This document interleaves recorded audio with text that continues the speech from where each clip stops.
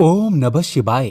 दोस्तों, सावन का पावन पवित्र महीना चल रहा है जो कि 31 अगस्त को सावन का महीना समाप्त हो जाएगा। ऐसे में सावन के पवित्र समय में अगर आप इस एक वृक्ष को छू लेते हैं तो आपकी भक्ति और आपकी पूजा पाठ का फल कई लाख गुना आपको बढ़कर मिलेगा। रोग दोष, पितृदोष, मंगल दोष, शनि दोष, कर्ज दोष सभी से मुक्त हो जाओगे। भगवान शिव की कृपा अत्यधिक बरसेगी। ये वृक्ष अवश्य छुएं।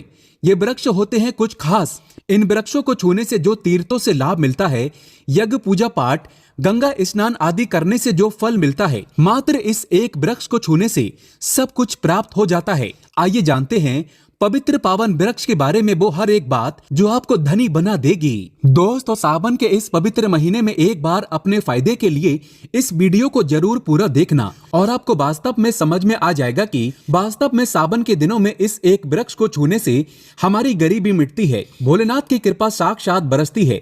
दोस्तों, ये वृक्ष हमने भी छुआ है और हमें कई गुना लाभ हुआ था। इस बात का जिक्र शास्त्रों में मिलता है। मैं सारी जानकारी आपको इस वीडियो में बताऊंगा। वीडियो में कंटिन्यू बने रहना। देखिए, हमारे हिंदू धर्म में पेड़ पौधों को देवी देवता मान करके, पेड़ पौधों को देव स्वरूप मान करके हम इनकी पूजा करते हैं।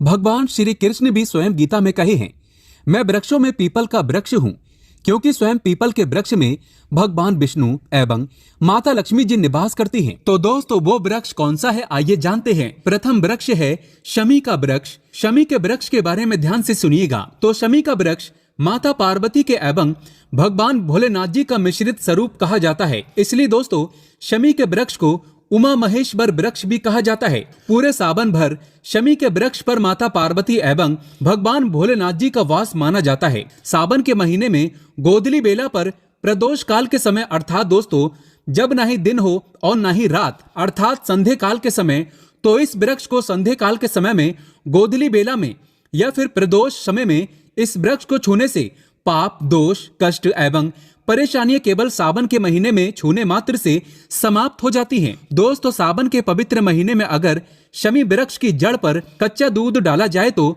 भगवान शिव शीघ्र ही प्रसन्न होते हैं एवं माता पार्वती का ढेर सारा आशीर्वाद प्राप्त होता है। दोस्तों, शमी के वृक्ष का महत्व कुछ इस प्रकार से है। भगवान राम रावण पर आक्रमण करने के पूर्व भगवान राम ने शमी वृक्ष की पूजा की थी और पांडवों ने अपने दिव्य हथियार भी शमी के वृक्ष के नीचे में दबाए थे। शमी का वृक्ष जिस घर में लगा होता है उस घर का कल्याण हो जाता है और उस घर में सभी प्रकार का भौतिक सुख का वास माना जाता है। तो दोस्तों, सावन के किसी भी सोमवार के दिन शमी वृक्ष पर उमा महेश्वर का ध्यान करते हुए, शमी वृक्ष पर सावन के किसी भी सोमवार के दिन उमा महेश्वर का ध्यान करते हुए 2 जोड़ी हरी चूड़ी एवं हरे रंग का रिबन जरूर बांधना चाहिए, या फिर हरे कलर का जो भी आपको श्रृंगार आदि मिल जाए वो आपको जरूर बांधना चाहिए, जैसे कि हरे रंग की मेहंदी, हरे रंग की बिंदी आदि, या हरी चूड़ियां जरूर बांधना चाहिए। दोस्तों, कैसी भी आपकी मनोकामना हो वो एक ही बार में पूर्ण हो जाएगी, क्योंकि इस खास समय पर यानी सावन के समय में भगवान शिव खास तौर पर वास करने आते हैं धरती पर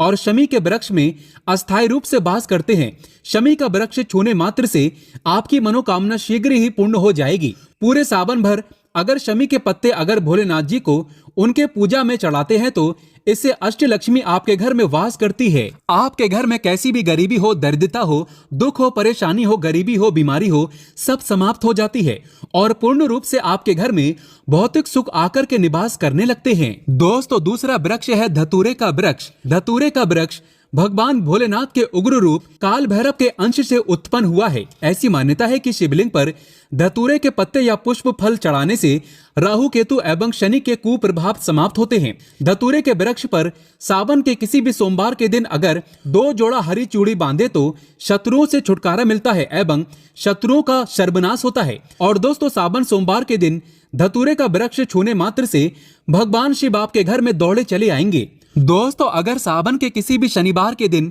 धतूरे के वृक्ष पर बाबा काल भैरव का ध्यान करते हुए हरी चूड़ी अगर बांधी जाए तो घर से भूत प्रेत बाधाएं सब नष्ट हो जाती हैं, भस्म हो जाती हैं एवं छोटे से धतूरे की जड़ अगर घर के किसी भी कोने में छुपा दिया जाए या घर में जमीन में गाड़ दिया जाए तो भूत प्रेत इत्यादि का वास घर में कभी नहीं होता है। घर से सभी बाधाएं शिव के वास होने से भाग जाती हैं। दोस्तों, जो तीसरा वृक्ष है वो है बेल का वृक्ष। अगर भगवान शिव को बेल पत्र न चढ़ाए जाए तो सावन का व्रत अधूरा माना जाता है और बिना पत्र चढ़ाए ही शिवलिंग पर जल भी व्यर्थ हो जाता है। इसलिए जब भी आप भगवान शिव पर बेल पत्र चढ़ाएं तो 5 बेल पत्रों पर उसके ऊपर में श्री राम अवश्य लिखें। इससे भगवान शिव जल्दी और अत्यंत प्रसन्न हो जाते हैं। दोस्तों, सावन में बेल वृक्ष छूने से कई तीर्थों का लाभ मिलता है।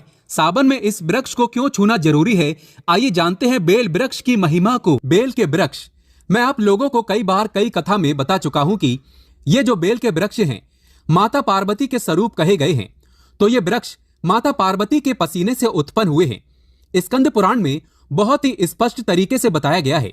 इसके पत्ते में शिव और डाली में पार्वती, जड़ में ब्रह्मा एवं तन में विष्णु जी स्वयं रहते हैं। संध्या काल में ऐसा माना जाता है कि शिव मंदिर के समीप में जो बेल के वृक्ष हैं, इसके नीचे में अगर कोई भी व्यक्ति अगर सावन में शाम के समय, वैसे तो इसे डेली जलाना चाहिए, लेकिन अगर सावन के पावन दिनों में शाम के समय अगर भगवान शंकर जी का कोई भी शिव मंदिर है तो उसके किनारे में जो कोई बेल का वृक्ष हो, वहां पे बिल्कुल आप एक घी का दीपक जला दीजिए। इसे बहुत ही उत्तम कहे गए हैं। वैसे अगर आप घी का दीपक जलाते हैं तो आपको धन, गुण एवं परम शिव भक्त की प्राप्ति होती है। दोस्तों, इस वृक्ष को छूने से पाप तत्काल नष्ट हो जाते हैं। कैसा भी आपके जीवन में पाप हो, दूर हो जाते हैं। तो आपको करना क्या है, देखिए। जो बेल के वृक्ष हैं, इसे बहुत ही उत्तम कहे गए हैं। माता लक्ष्मी को भी बेल के वृक्ष का अवतार लेना पड़ा था।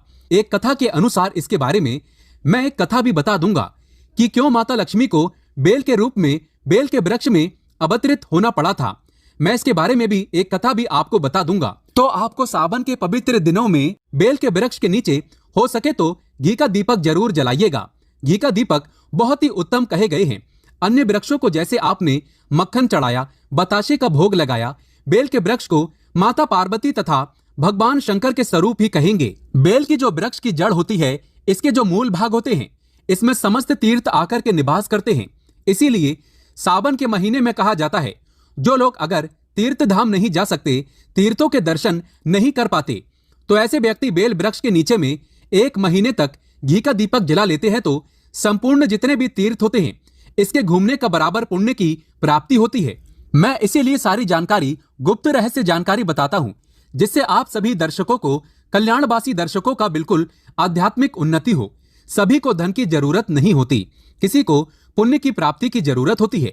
कोई आध्यात्मिक उन्नति करना चाहते हैं, इसीलिए इस प्रकार के छोटे छोटे गुण भरे रहस्य जानकारी वीडियो बता देता हूँ। दोस्तों, अब करना क्या है, सावन के शुभ मंगल दिनों में इस वृक्ष को छूना है।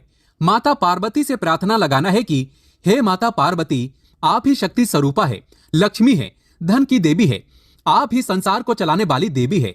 इस प्रकार से प्रार्थना करते हुए इस वृक्ष को छूना है और बोलना है, मेरी गरीबी मिटाएं माता, मेरी निर्धनता को मिटाएं, मेरे जीवन में चल रही परेशानियां, सारी परेशानियां को दूर करें। इस प्रकार प्रार्थना करते हुए आपको एक कपूर और एक लौंग को भी जला देना है और एक काम जरूर करना है। जलाने के बाद इस वृक्ष को आपको बोलना है कि मैं भोग स्वरूप आपको धतूरे के पत्ते एवं धतूरे के फल समर्पित करूं, आप स्वीकार करें। दोस्तों, इस वृक्ष के जड़ के नीचे में भी आपको धतूरे के फल एवं पुष्प हैं तो पुष्प भी रख सकते हैं, फिर पत्ते रख दीजिए।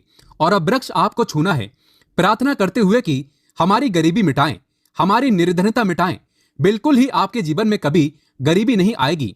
और एक प्रार्थना जरूर करना है, किसी की हाय लग गई हो, बद्दुआ लग गई हो, किसी का दोष लगा हो, जिसके कारण हमारी आध्यात्मिक उन्नति नहीं हो पा रही हो, तो आप जो है हाय बद्दुआ एवं किसी का दोष लगा हो, उसे तुरंत दूर करें। शनि राहु केतु का अगर दुष्ट प्रभाव लग रहा हो, नवग्रहों में से कोई नवग्रह हमें पीड़ित कर रहा हो, या फिर किसी भी हमारे पूर्वजों द्वारा किसी भी प्रकार का हमें पितृदोष लगा हो, क्योंकि पितृदोष लगने के कारण व्यक्ति की आत्मिक उन्नति भी नहीं हो पाती, तो आप बोलना कि समस्त प्रकार के दोषों को आप दूर करें, अपने अंदर में खींच लीजिए और आप हमें दोष मुक्त कर दीजिए। तो इस प्रकार से आपको ये प्रार्थना करना है।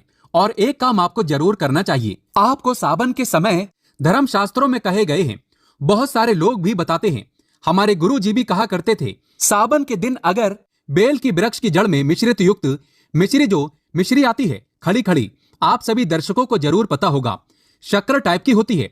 तो आपको मिश्री डाला हुआ दूध अगर आप इनकी जड़ में डालते हैं तो ऐसा कहा गया है कि ऐसा व्यक्ति कभी निर्धन नहीं होते। ऐसे व्यक्ति के जीवन से किसी भी प्रकार से अगर लक्ष्मी रुष्ट हो चुकी हो, रुष्ट दूर हो जाते हैं।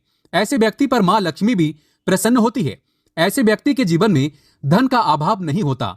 ऐसे व्यक्ति फिर निरोग रहते हैं, निरोग काया प्राप्त होते हैं। आप चाहते हैं तो यही क्रिया नीम के वृक्ष पर भी कर सकते हैं। नीम के वृक्ष पर माता लक्ष्मी निवास करती है, समस्त देवी शक्ति निवास करते हैं। नीम के वृक्ष में अगर आप जो है सावन के शुभ मंगल दिनों में आपको 1 गिलास या फिर 1 लोटे सामर्थ्य के अनुसार तांबे के लोटे में आपको दूध डाल करके इनके अंदर इन्हें जो है अभिषेक करना चाहिए, इनकी जड़ में डालना चाहिए। लेकिन आपको मीठा दूध ही डालना है, मिश्री मिला हुआ दूध आपको चढ़ाना है, इनकी जड़ में डालना है और गरीबी मिटाने की प्रार्थना करना है। या फिर जो लोग कर्जे का भार हैं वो लोग बोल सकते हैं कि हमारे कर्जे का भार दूर हो, या फिर जीवन में जो किसी भी प्रकार की जो परेशानी है वो परेशानी भी बोल देना। वो परेशानी तत्काल ये वृक्ष समाप्त करते हैं और आपको इसे छू करके आ जाना है। दोस्तों सावन में आप इन वृक्षों को जरूर छुएं, आपकी कायाकल्प हो जाएगी, भगवान शिव आपके ऊपर मेहरबान हो जाएंगे, आपकी भक्ति की कामना आराधना पूर्ण हो जाएगी। तो अगर आप महादेव की कृपा प्राप्त करना चाहते हैं और उन्हें अपने घर पर बुलाना चाहते हैं तो कमेंट बॉक्स में लिखें, भगवान शिव आपका स्वागत है हमारे घर में। हर हर महादेव, ओम नमः शिवाय, एक लाइक जरूर करें।